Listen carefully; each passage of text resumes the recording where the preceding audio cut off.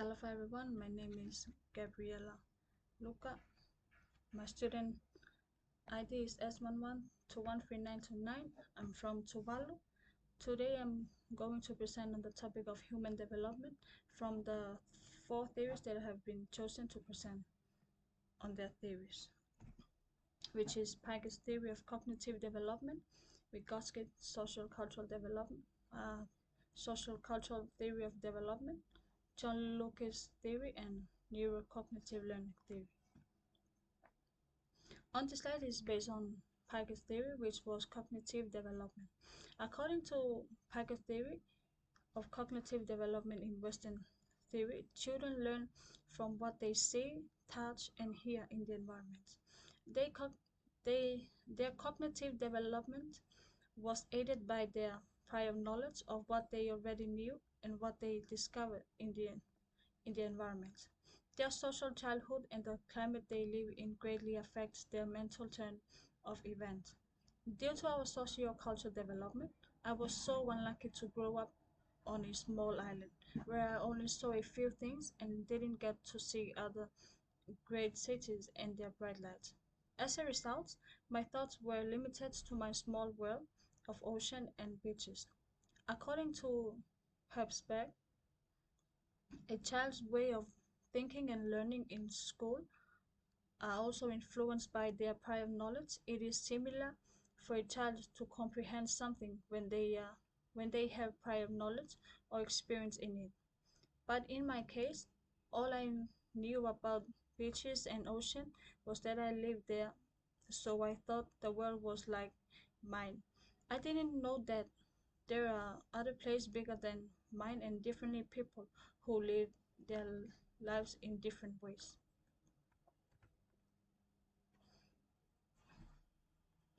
On the second slide, Vygotsky mentioned his theory that a child learning is responsible by members in the society, which include parents, grandparents, and caregivers of the child. This is highly effective methods for fostering the child's confidence and supporting their cognitive and physical development. Sharing and helping others solve problems at the community level are cultural beliefs that show love and responsibility for one another. This theory has been taught us that children should be supported by adults because they are vulnerable to so many risks. Is supported by checking children to ensure that they are being cared for well by family members.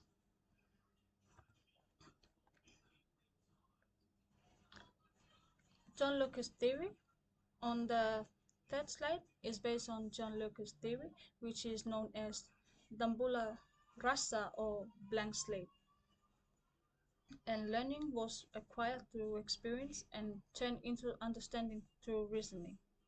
Because I was brought up in a nuclear family, which is me and my three sisters and our two brothers and our parents. Everyone in my family helped me learn by sharing their different perspectives. Imagine a child growing up in an extended family with their parents, siblings, grandparents, aunties, and uncles with their cousins. They will think differently from me as I was grow up in a nuclear family with my parents and my elder sister help me learning with their different knowledge they have and the support they have been exclusive to me when I was young.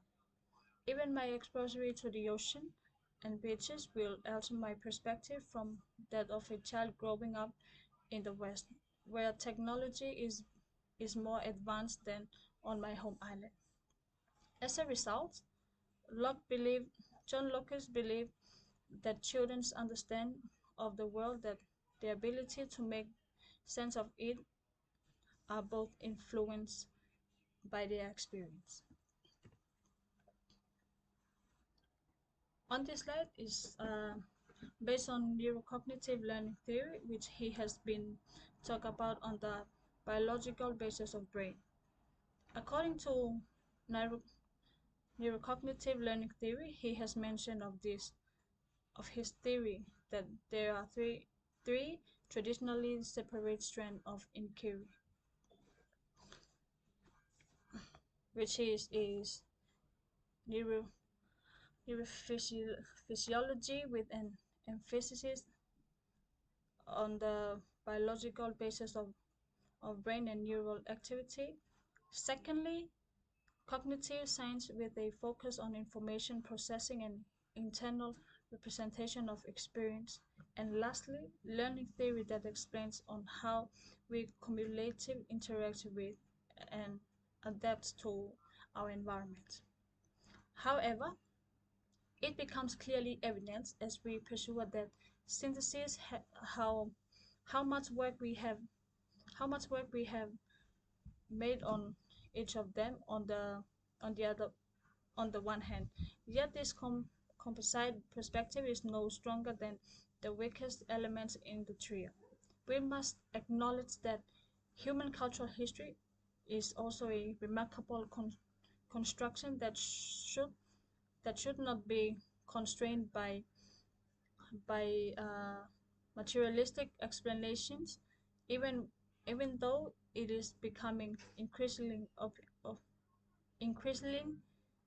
obvious that many of the more fundamental aspects of human cognition and self-identity can be based on scientist principles.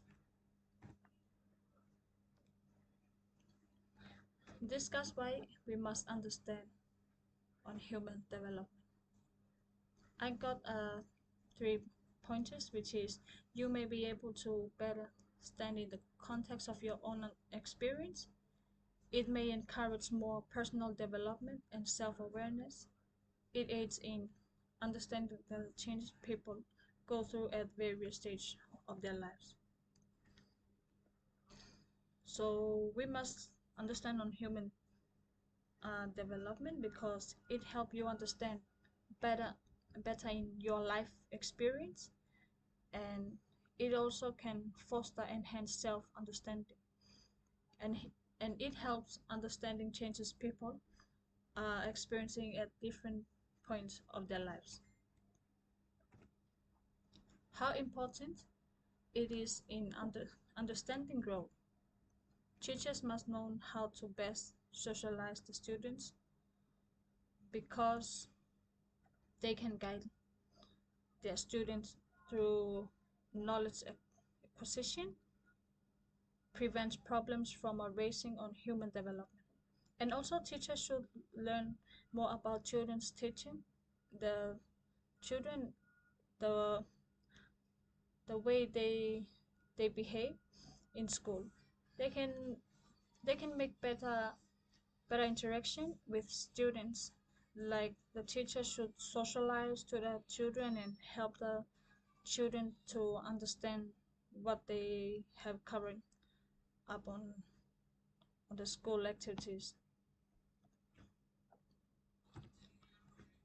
And my last slide is based on the bibliography and the reference that have been found.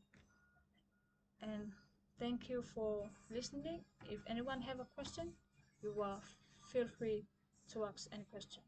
Thank you.